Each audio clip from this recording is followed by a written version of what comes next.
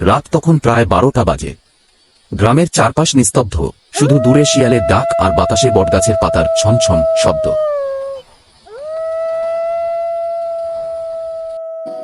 সুদীপ, শহর থেকে আসা এক যুবক, সেদিন হঠাৎ বন্ধুর বাড়ি থেকে ফিরছিল।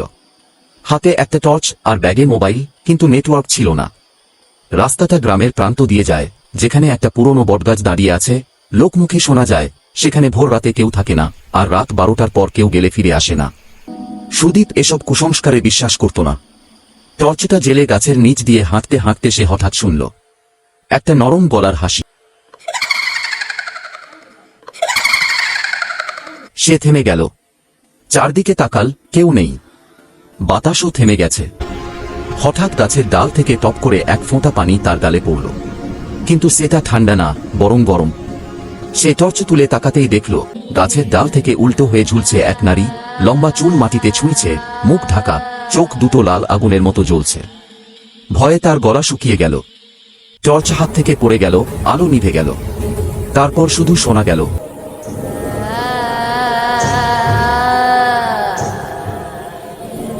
পরদিন সকালে গ্রামের লোকজন রাস্তার ধারে সুদীপের ব্যাগটা পেল, কিন্তু সুদীপকে আর কেউ কখনো খুঁজে পেল না। শুধু ওই বটগাছের নিচে এখনো মাঝরাতে শোনা যায়